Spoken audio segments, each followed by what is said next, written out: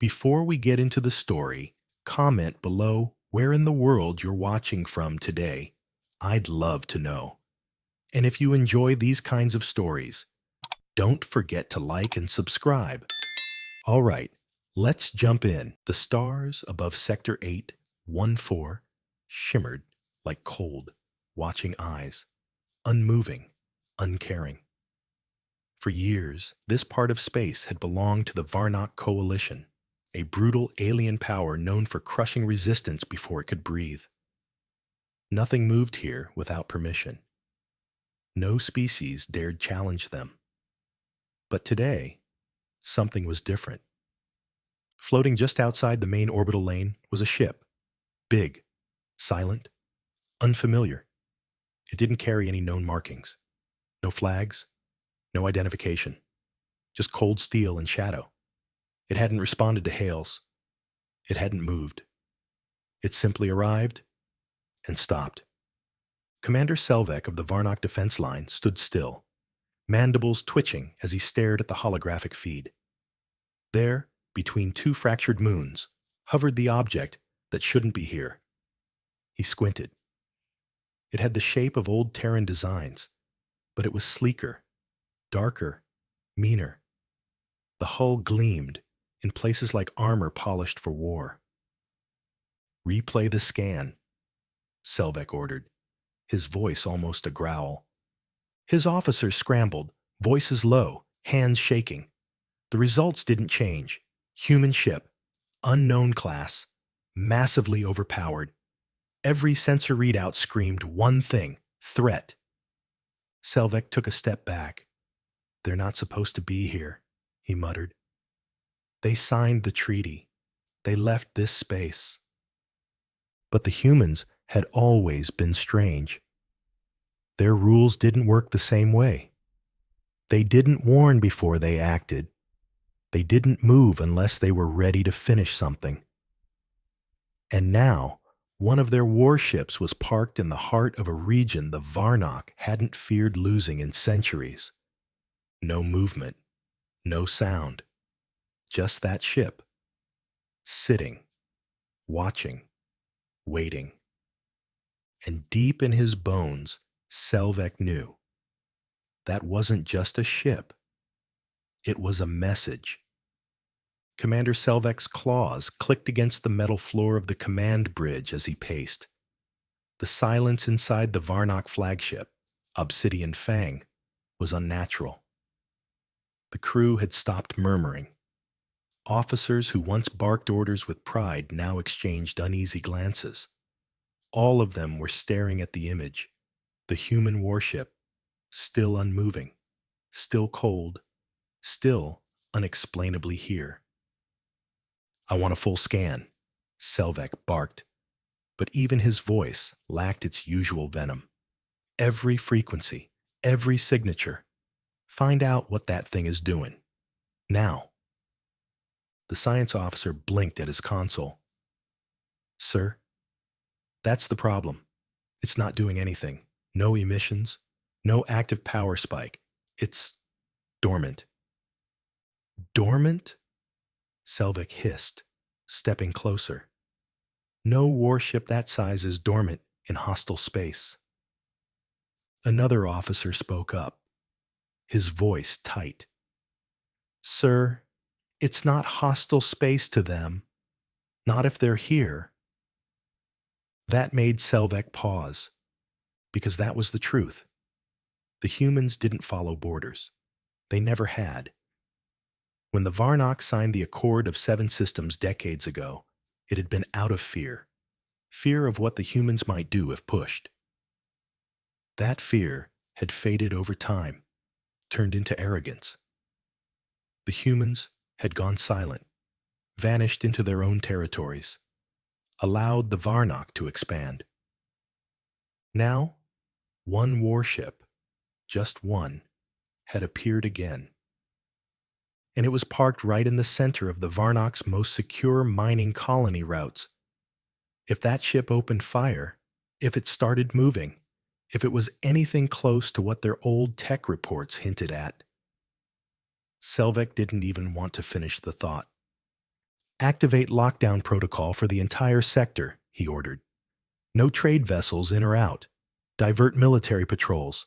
I want 6 destroyers here in one cycle. But that violates the intergalactic accord. I said lockdown, he roared, voice echoing through the chamber. The crew flinched, then obeyed. Selvek turned back to the display. The warship hadn't moved, but somehow it felt like it was watching them. Why now? He whispered to himself. Why here? He didn't have the answer, but he knew what was at stake if they didn't take this seriously. If this ship wasn't a lone scout, but a warning, if more humans were on the way, then the Varnock weren't facing just a political embarrassment. They were staring down the end of their dominance. Because humans didn't bluff.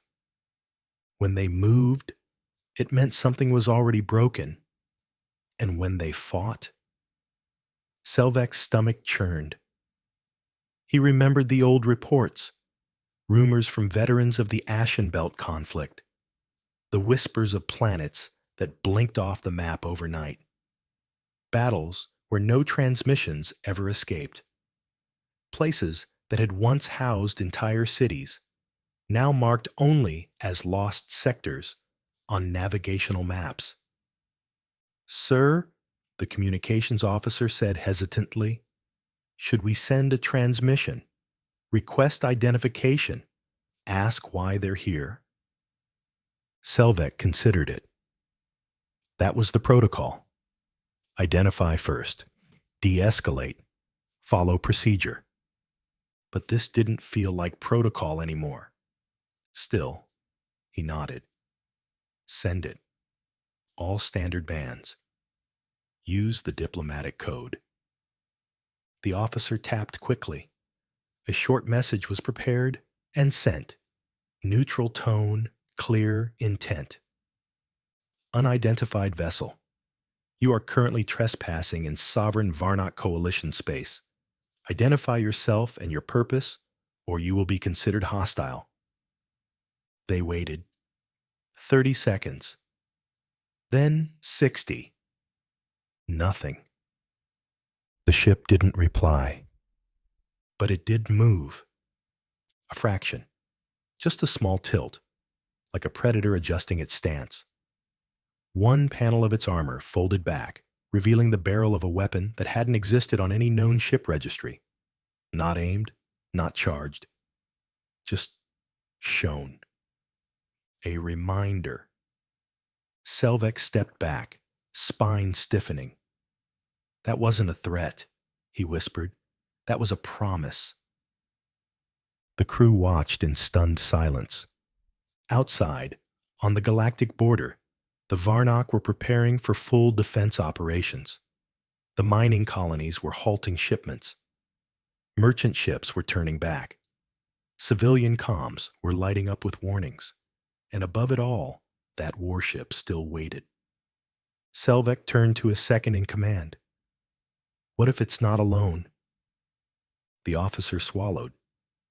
Then we've already lost the sector. That was the real danger. The Varnock's hold on the outer rim wasn't strong.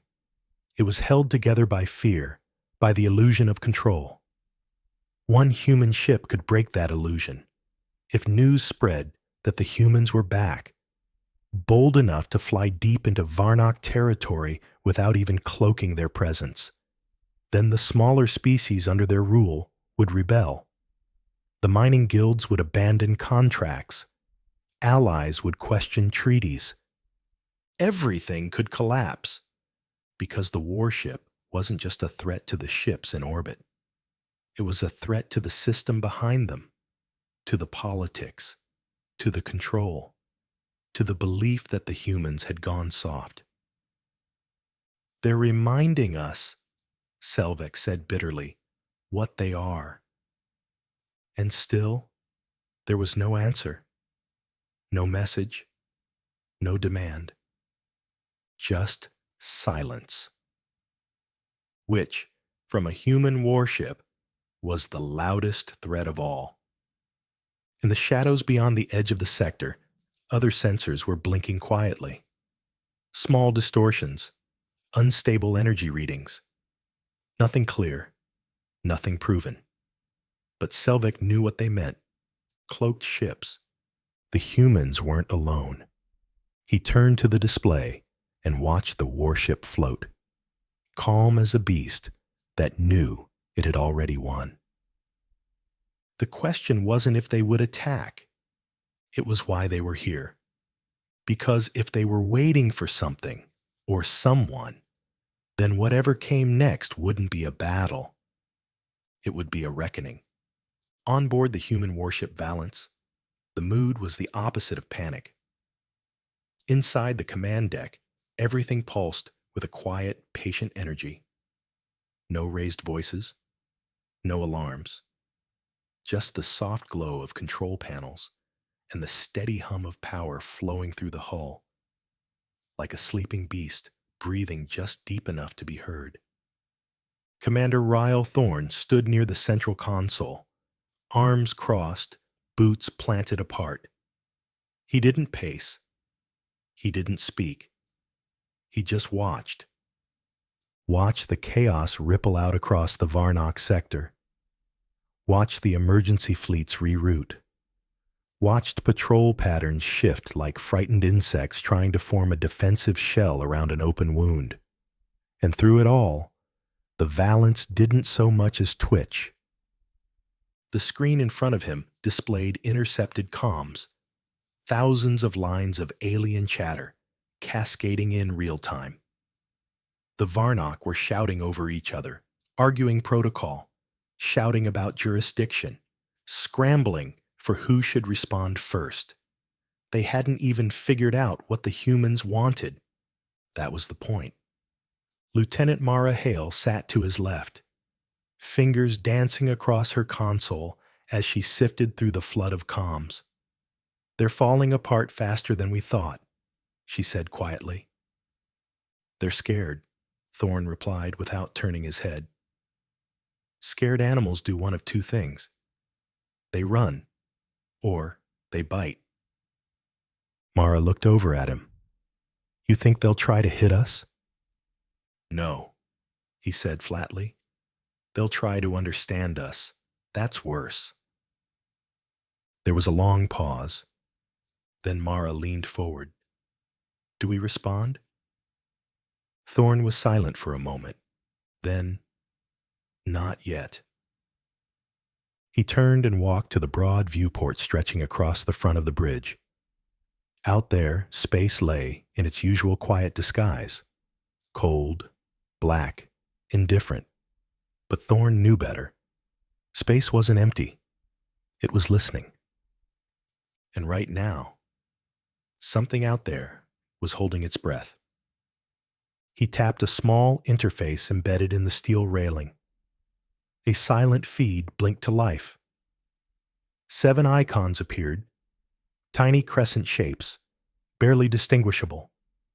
Stealth corvettes, each of them hidden in the folds of light and shadow beyond the asteroid fields, perfectly still, perfectly cloaked, perfectly armed.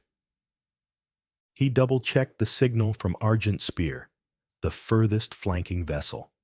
No drift, no movement. Their formation was tight. They were ready. A war fleet hiding in silence wasn't unusual. But what made this different, what made this terrifying, was that they hadn't come here to start a war. They were here to see if one was already in motion. A soft chime interrupted his thoughts. Mara turned toward him. "Package signal confirmed," she said. "We have location. It's active." Thorne's eyes sharpened. "Are you sure?" he asked. She nodded. "Source ping matches our original encryption. Dead zone comms. Encrypted 3-layer handshake. Only one unit would use that." Thorne's face hardened. "Then it's them." He didn't say who. He didn't need to. The Valence was here as a messenger, a threat, and a shield. But someone else had already made the first move. A unit buried deep inside Varnock space. One that wasn't supposed to still be alive. "Bring up the signal trace," he ordered. Mara tapped, and a new feed appeared, a sector grid blinking slowly. A red dot flared on the outer edge of the Kalris belt, near a series of mining moons long since decommissioned by the Varnock. The records said they were unstable, too radioactive, too remote. But the humans had always known that was a lie. "Subsurface," Mara whispered, scrolling deeper. "Not a mining site. It's a containment node, hidden shield arrays, low-energy emissions." "Lab," Thorne said, voice low. Mara nodded. "And not for materials." It made sense now. The Varnock didn't scramble fleets over borders. They didn't panic over parked ships.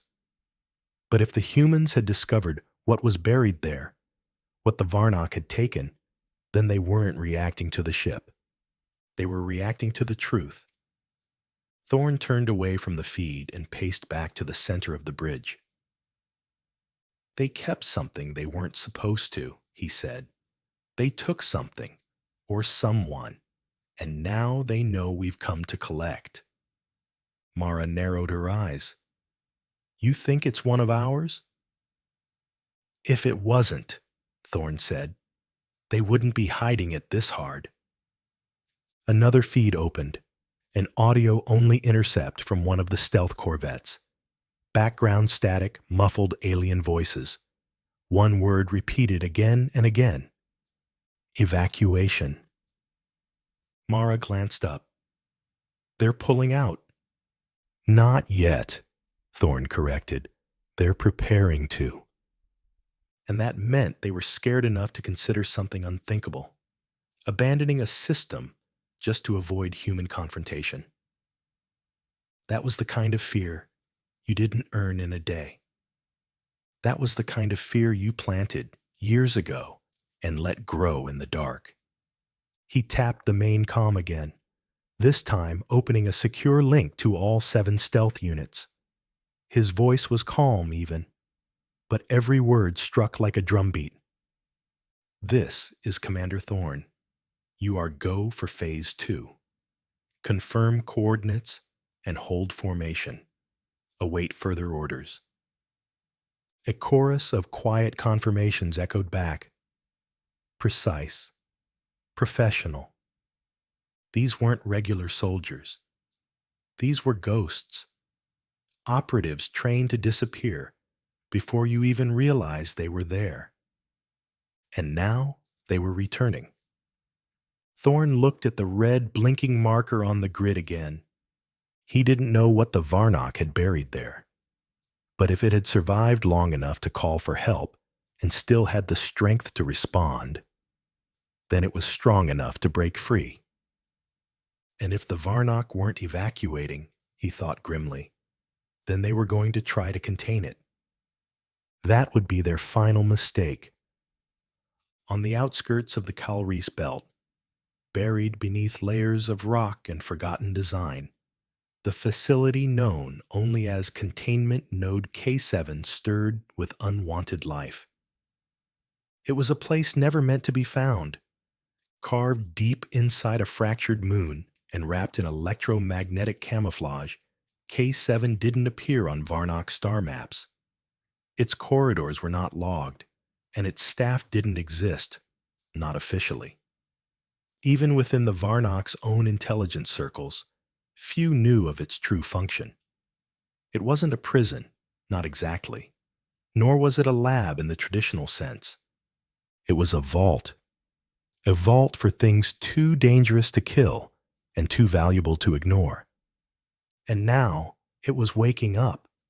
Inside the command chamber, Overseer Dren Malik stood with his upper arms folded tight across his plated chest, while the lower pair worked the console with swift, irritated precision. His antennae twitched each time another emergency code chimed in. Containment errors, atmospheric shifts, motion in corridors that should have been still. Something had gone wrong. "Status of Section 9?" he barked. A technician glanced up, eyes wide, skin pale. "Doors have locked, sir, but the biometric field is flickering. Subject movement is erratic." "What does that mean?" Malik snapped. The technician hesitated. "We think she knows we're watching." Malik's stomach turned. He turned to the central display, where a single figure sat curled in the corner of a containment cell. Still, quiet, small. Too small for the weight she carried. The girl, human, though that word hardly fit her anymore, had been inside K7 for just under 9 cycles. She had arrived not through diplomatic exchange or prisoner transfer, but through a mistake. A covert squadron on a random patrol, scanning for smugglers, had stumbled upon her ship. It was nearly invisible, running on auxiliary systems, and buried in the magnetic drift of the rift. She had been alone. Or at least, she was the only one left alive. When they boarded, she didn't resist. Not physically. She simply looked at them, said nothing. The soldiers had reported a feeling, like being studied. Not observed, not interrogated. Studied, like prey by something that didn't need to hunt anymore. Since then, she hadn't spoken. She hadn't lashed out. Hadn't even flinched when they began testing. But systems had started failing. First, the door locks, then the bioscanners, then the staff. 4 of the original team had gone missing, vanished without a trace. 2 others had taken their own lives. No note, just empty rooms and red slick floors. And through it all, the girl remained, unchanged, until today. Because now, with the human warship in orbit and the sector in full lockdown, she had started moving. Subtle at first, a tilt of the head, a raised hand, a single step toward the transparent wall of her cell. But whatever she was doing, it was working. The lights in her sector dimmed, then flickered, then turned off entirely. "She's not breaching," the tech stammered. "She's not even touching the wall. But we can't hold the feed. She's interfering with it remotely. And we haven't given her any interfaces. No ports, no links, nothing." "She doesn't need them," Malik muttered, stepping back from the display. "She is the interface." They'd believed she was just enhanced, an augmented soldier perhaps, a failed experiment from Earth's many shadow programs. But now, Malik was no longer sure. There was something in her posture, the way she moved. No wasted motion, no fear, just calculation, patience, like she was waiting for someone. His claws clicked against the console. "Initiate contingency protocol. Lock down all levels below subsection Gamma. Begin evacuation prep." "Evac?" the tech asked, eyes going wide. "But that's against directive." "She isn't a subject anymore," Malik snapped. "She's a signal." Across the system, the signal in question pulsed again. On board the Valance, Mara Hale watched the screen light up with confirmation. "She's live," she whispered. Third signal burst. This one's stronger. Commander Thorne moved beside her. "Encrypted? Number. Deliberately open band. She wants us to hear it." They listened. No words. No threats. Just data. Structured. Clean. Layered in fractal patterns that moved too fast for conventional decryption. but not for their systems. Mara's AI assistant began breaking it down in segments. "It's not a distress call," she said. "It's a map." Thorn narrowed his eyes. "To what?" She expanded the feed. A series of internal schematics unfolded across the screen. Corridors, cell blocks, pressure readings, even staff rotations. "She's giving us a blueprint," Mara said slowly, "of the facility." And then the final line of the message appeared. "Ready when you are." There was silence on the bridge. Thorn exhaled through his nose. "She's not just calling for rescue." "No," Mara agreed. "She's inviting us in." In that moment, Thorn felt it, like gravity shifting inside his chest. This wasn't extraction. This wasn't retaliation. This was orchestration. She had planned for this, expected it. She had waited for a response, not from her captors, but from her people. And now, she was guiding them in like pieces on a board. Thorn turned to his tactical officer. "Assemble the strike team. Ghost protocol. Non-lethal unless fired upon. Target is retrieval. Infill via stealth vectors. We go in quiet." "Yes, Commander." He turned to Mara. "Get me a secure line to home command." Her brow furrowed. "You think they'll support this?" "No," Thorn said simply. "But they need to hear what's about to happen. Because once she's out, this galaxy won't look the same again."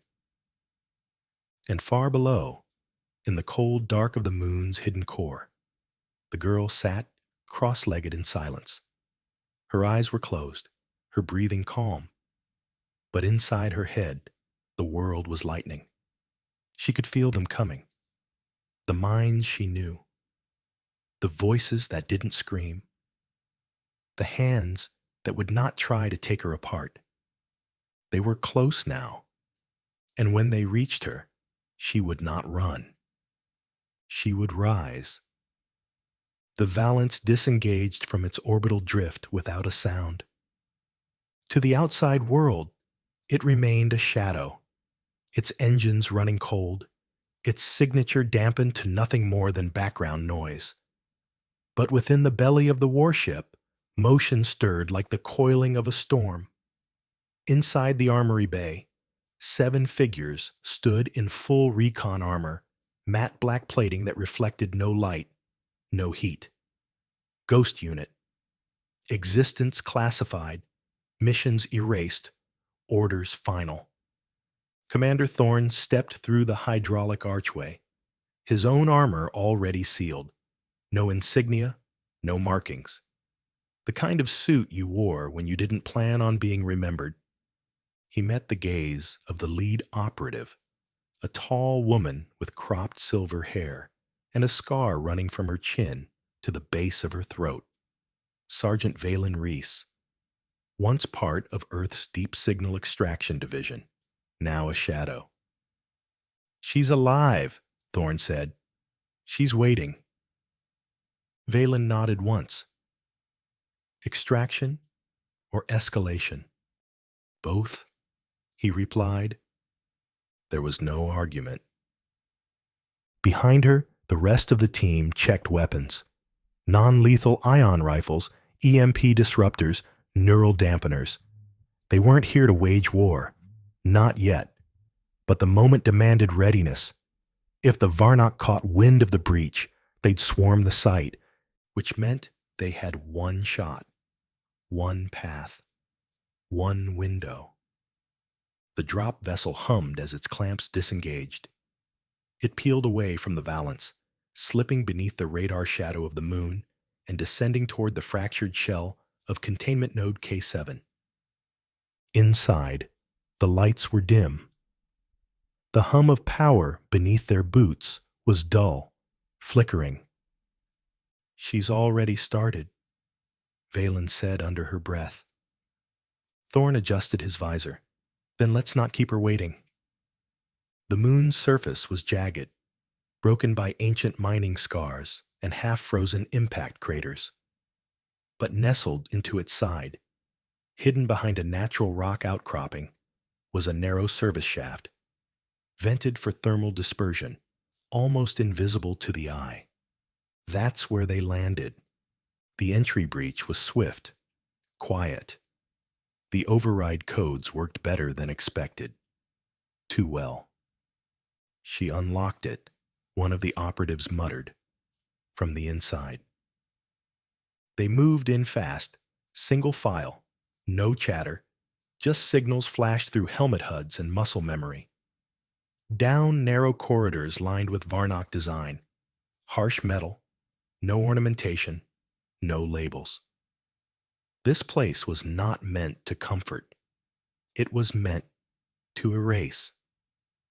3 levels down, they met their first resistance. A patrol, 2 Varnock guards, stumbled into the team at a junction near the core lift. The encounter lasted 4 seconds. 2 stun rounds. No alarm. The team dragged the bodies into the shadows and kept moving. "She's close," Thorn said quietly. His HUD picked up faint heat signatures from the level below. One, large, static. The other, fragmented, weak, but human. Or close enough. The silence of the place was wrong.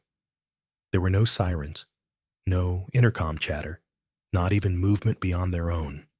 It was like the facility had died in place. They reached the final hall. Long, black-paneled walls, lined with thick glass on one side, holding cells. Some were empty. Others... Thorn didn't look at the bodies. He didn't need to. The past could scream in silence. These rooms had never been about rehabilitation. They were about reduction. Breaking things down until they no longer questioned, no longer resisted, no longer existed as themselves. At the far end of the hall, one light blinked steady and soft, a single containment field still active. Cell 17. Valen stepped forward, paused at the panel, and tapped in the sequence. The field faded with a quiet hiss. And there she was. The girl sat in the middle of the cell, knees to her chest, arms wrapped loosely around them. Not crying, not afraid, just still. She looked up slowly, her eyes catching Thorn's visor like she could see through it. "You're late," she said. Her voice was steady, tired, but not weak. Thorn stepped forward. "We came as fast as we could." She tilted her head. "Faster than them." "You mean the Varnock?" She shook her head. "Them. The others. The ones watching from above." Valen exchanged a glance with Thorn, then activated her internal channel. "Sir, she's not just aware of us. She's tracking everything." The girl stood, thin, pale, no older than 12, but her eyes were ancient, not in age, but in knowing, like she'd already seen the path stretch out beyond this moment and was simply waiting for them to catch up. "What's your name?" Thorn asked. She hesitated. "Eva," she said. He nodded. "We're here to bring you home." "There's no home," she replied. "Only direction." Thorn's jaw clenched. "Then we'll give you one." Behind him, Valen scanned the hallway. "Sir, more movement coming from the surface. 5 transports inbound. Varnock SIG. ETA 12 minutes. Thorn nodded. "Then we're done talking." He reached for Eva's hand. She didn't hesitate. As she stepped out of the cell, the lights overhead began to brighten, one by one, not with power, but with response, like the building was reacting to her presence. And maybe it was. Thorn looked down the corridor. "What else is in this place?" he asked. Eva didn't look at him. "Proof." "Of what?" "That I'm not the only one." Valen froze. "There are others?" Eva nodded. "Scattered. Sleeping. But not broken. Not yet." "And the Varnock?" "They were trying to map us," she said. "Find patterns. Recreate. But they failed. They always fail. Because they don't understand one thing." Thorn turned to her. "What's that?" Eva looked up at him, and for the first time, he saw it. Beneath the quiet, beneath the calm. Fire. "You can't copy evolution," she said. "You can only chase it." Then the alarms finally screamed. Far above them, the Varnock reinforcements arrived. And far below, in the quiet bones of the dying facility, something else began to stir. The alarms echoed through the corridors like metal screaming. Red light pulsed overhead as security shutters slammed down across hallways, but it was too late. The facility's own systems, once built to hold prisoners, now flickered between obedience and chaos, caught in the war between two masters, the Dominion's rigid protocols and Eva's quiet creeping rewrite. Commander Thorn pulled Eva close as the team fell back through the corridor. Valen and the rest of Ghost Team fanned out, rifles up, sharp and fluid in their retreat. "Cut east," Thorn ordered. "Service tunnel bypass. Leads to the core shaft. We can reach the extraction point in 5 minutes if we move." "Unless they seal the shaft," Valen muttered. "They won't," Eva said softly. Everyone glanced at her. "I already spoke to the system. It won't listen to them anymore." She wasn't boasting. She wasn't even smiling. It was just a fact. They moved. The team weaved through the labyrinth of the crumbling moon lab, avoiding the main choke points as turrets sparked and doors hissed open seconds before they arrived. Eva led as much as followed, always choosing the turn no map would have shown. Paths that hadn't existed until she walked past a wall or touched a panel. She was changing the structure around them as they went. And yet, outside, the Varnock ships were closing in. From orbit, the Valence sent back constant data. 6 troop carriers had landed, spreading across the moon like claws digging into the rock.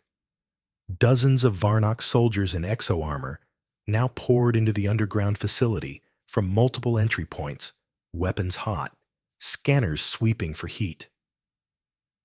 "We'll never outrun them at ground level," Valen said, as the team reached the final tunnel leading to the central gravity lift. "We breach, or we're boxed in." Thorn nodded.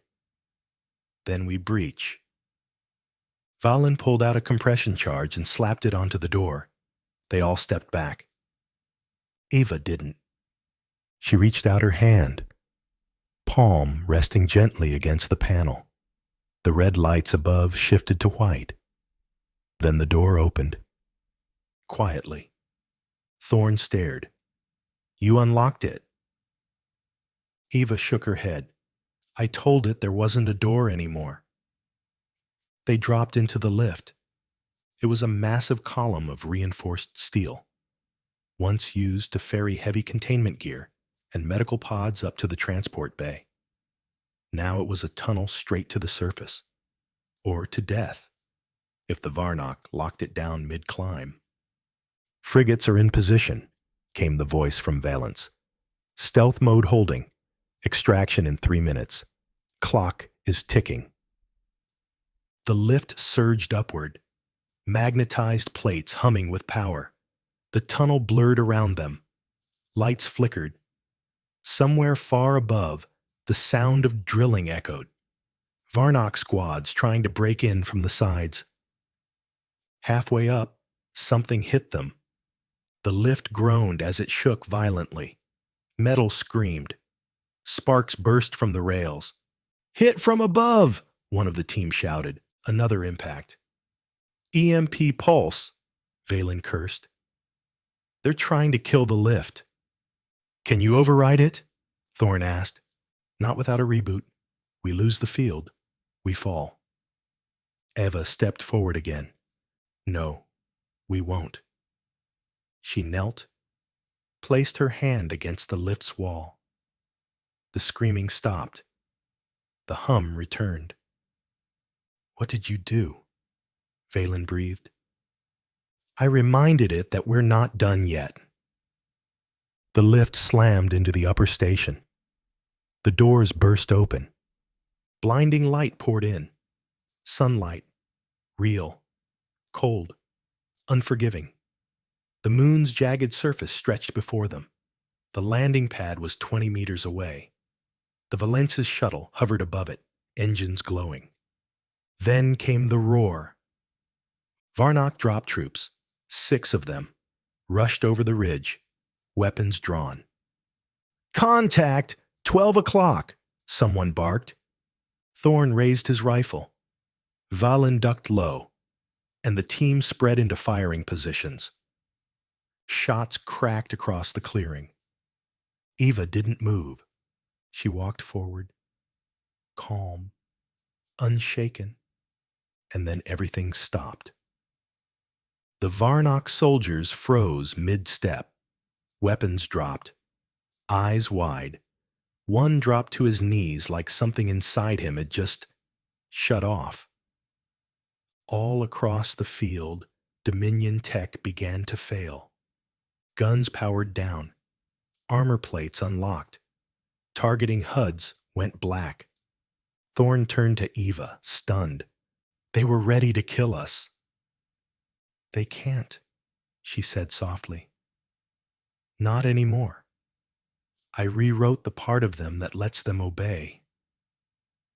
"You rewrote them?" She nodded. "Only what they wanted most. To follow orders. Now they don't know what that means." It was terrifying. It was merciful. They ran to the shuttle. The ramp dropped. The ghost team piled in. Eva was last, walking backward, her eyes never leaving the still soldiers. She didn't wave. She didn't say goodbye. She simply turned her back on the empire that tried to break her and walked away. As the shuttle climbed, the moon shrank beneath them. Varnock ships spun in disarray. No weapons fired. No pursuit followed. It was as if the entire system had exhaled and simply let them go. Back on the Valance, the crew watched the girl walk calmly onto the bridge, barefoot and silent. She looked out the viewport at the stars. "They'll come again," Mara Hale said, eyes dark, "once they regroup." "Maybe," Thorn replied. "Then what do we do?" Eva turned to them. "You evolve," she said. And she walked to the heart of the ship. Somewhere far away, in a council room filled with polished stone and shaking voices, a Dominion elder whispered a truth none of them wanted to admit. "We didn't lose the war. We just lived long enough to meet what came after it."